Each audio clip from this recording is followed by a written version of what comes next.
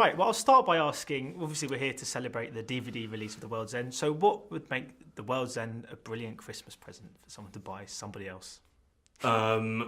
It's who doesn't like laughing at Christmas? I would think it would be a nice thing to put on.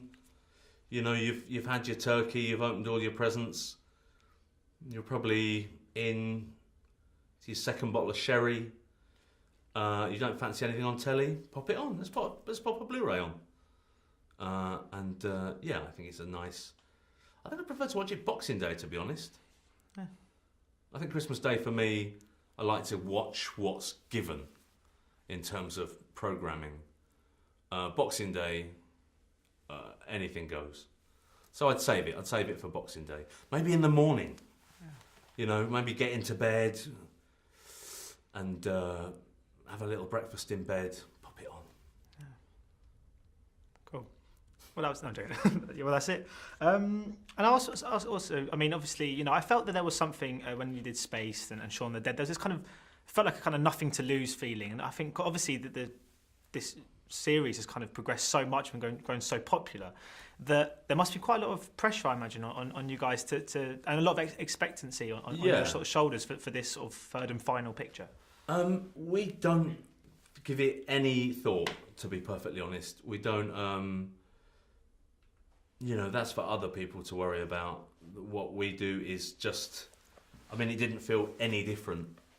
You know, even on Paul too. You know, it was. We just work really hard and methodically to try and be honest and make the best film that we can make. And if at the end of that, once it's released, people like it, then that's fantastic and that's amazing. I think we've always been under the kind of thought process that if you cater for what you perceive people want, you're on a hide into nothing, because usually what people say they want and what people want are two different things in terms of comedy and films, you know. But if you make what's going to make you laugh personally, then we've always found there are people all around the world who find that funny too, you know. And there would usually be the people that if you met them in a pub, you'd have a laugh. You know what I mean? So that's what we've always done, and that we find that the pressure that we put ourselves under is always going to be more than the pressure of expectation. And I think that a kind of consistent theme in a lot of your work is that kind of, particularly in the past, was that kind of not wanting to grow old, that kind of living in the now feeling. And now The World's End is very much nostalgia infused. Did this feel like a kind of natural progression for you guys to take as you kind of got older yourselves? Well, it has to. You know, it has to. That's. I don't think people would believe the characters we played if we were still those characters. I think it would be really sad, you know. And as is. Gary King is that character. He is what we would have been had we not grown up, you know. So we have to be the characters. The characters have to reflect kind of who we are as people too, you know. And as we've grown and changed, then our characters have grown and changed too, which I think means that people can identify them as being real. And I think that allows you then, once people jump on board in terms of the characters being believable, that enables you to at some point throw in an alien. What's the word? What do? They invade us, you know. And because people believe the characters, then they don't kind of notice the alien invasion. It's still about five guys meeting after a long while and chewing the fat and realising that they've moved on, and that Gary King in them is dead and finished, you know. And are you an executive producer on this? Is that the first time you've ever done producing? If so, would you sort of quite fancy getting involved again? Yes, it was. It was the first time I produced, and I went on. Well, I mean, we shot Cuban Fury before we shot World's End, but I produced Cuban Fury as well. And I have a sitcom next year with Sky called Mr. Sloan that I made with Bob Whitey, who directed Curb Your Enthusiasm. and I produce that as well. So in terms of a picture going forward, that's something I'm very interested in doing, and directing too. So, you know, I never trained specifically as an actor, so to just pigeonhole myself as one, I think, is a bit bonkers, because if the acting dries up, then I'm fucked.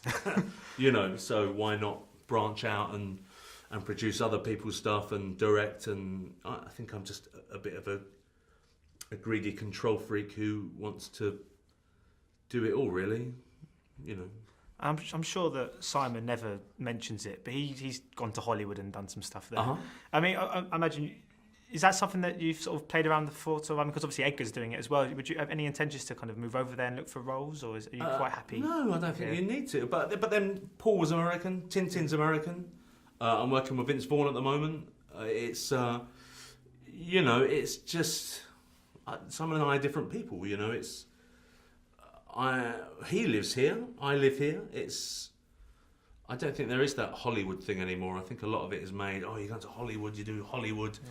But it's, you know, I think it's, I live here. I'm English. I'm a British person. I don't want to live in Hollywood. I have a family here. I have friends here. You know, if it means that I have to go and live there for 3 months to shoot a film, then I'll do that, you know. But I'd never, I think if I was a 21-year-old actor who was desperate to be famous, then I'd probably think about moving to Hollywood. But as it is, I'm a 41-year-old man who has a modicum of success without travelling. You know, I'm very lucky. I don't think I have to do that. And you mentioned that you're a 41-year-old man, but you don't, in this film, you kick some ass. You've got, there's a lot of... Well, 41's not 91, you know. That's true. It's George Foreman won his last world title as a 44-year-old or 49-year-old man. So Stanley Matthews played football till he was about 60. Yeah, then you know, it's 41. It's not old at all. Yeah. But I always got the impression with your films that they always seem like quite a laugh and stuff. But it must have been quite hard work, that choreography, because it's very kind of theatrical, isn't it, in the way it's presented? Yes. I think people, when we get asked that question, oh, you must have such a laugh on set all the time. Yeah. Well, first of all, we do have a laugh because we're mates. Not just me, Edgar and Simon, but all the crew and all the cast, you know, all the cast and all the crew as much as we can.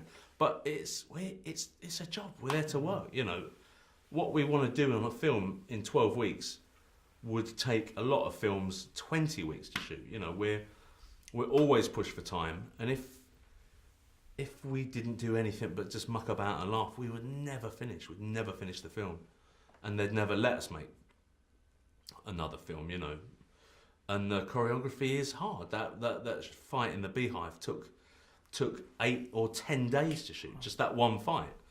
And you're there all day, 12 hours a day, fighting. So you have to be kind of very fit physically to do that, you know. And all the run-in sequences, that's all the fighting and all the running. That's me and Simon. We don't have doubles, you know. We want to do as much of it as we can. And I think I was very lucky that I shot Cuban Fury before I shot this, because I had I could dance and move. So when you see that beautiful long shot of him fighting it, a lot of people say, oh, well, it's really quite balletic. And it's like, well, that's because I trained to be a dancer for 7 months.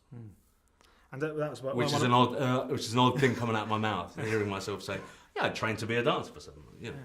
So, any thoughts on going on Strictly Come Dancing anytime soon, or? No, no, not at all. I think I don't know. I'm fairly successful and happy doing what I'm doing, and I love Strictly. I love watching it, but I wouldn't love watching myself be on it. You know. Yeah. So, because obviously going back to the sort of the fighting aspects, if Andy, Danny, and Ed from the 3 films all had a fight, who do you reckon would come out on top? Well, Andy. I think Ed talks a good game, but is not up for it. Danny is a policeman, so he fights every week, I would imagine. But as you see, Andy's a berserker. We never know what Andy's done between when he left school and when we see him. So, you know, my kind of long backstory for him is that he spent some time in like a monastery in Thailand, learning special techniques. So I think, but then Andy would never hit a policeman. You know, so I don't know. Maybe they can fight together. Yeah. And I was wondering as well, of course, we've mentioned Cuban Fury a couple of times, and the trailer came out about sort of 15 minutes ago. Yeah, I just tweeted it. Yeah, and was that during an interview? Just before you arrived. Yeah. I mean, we're very excited about that. Can you just tell us a little bit about that to kind of whet the appetite? It's a story of a child, Bruce Garrett, who was an amazing dancer, and then this terrible thing happens to him, and he turns his back on the world of salsa just when he's at his peak, and we then meet him, you know, as a 40-something-year-old man, and his life has gone to shit. He's in a rut, and he can't get out of it, and he meets this beautiful young woman played by Rashida Jones and finds out that she dances salsa, and it inspires him, and it reignites his hunger for it, and so he starts again. And just finally, just very quickly, obviously the Cornetto trilogy is the name of the trilogy, and I read that you got a lot of free ice cream on this. Do you kind of wish you called it the Ferrari trilogy? The Lamborghini trilogy. Yeah, we've had this thought. We've voiced this before on the US junket. Yeah, and also I've never seen a free Cornetto. I mean, there were free Cornettos at the premiere parties of Shaun of the Dead and World's End. Hot Fuzz, there were no Cornettos. So I mean, in terms of Cornettos eaten, there's been maybe 2. So that's not a lot. I mean, personally, you'd think I have a big chest freezer somewhere in the house full of Cornettos. I mean, I've had none, so I'm still waiting. Maybe they could turn the Cornetto value into cash and just give me the cash. That'd be easier. Or iTunes vouchers. Brilliant. Well, thank you so much for your time. Thanks, Much appreciated. Thank you.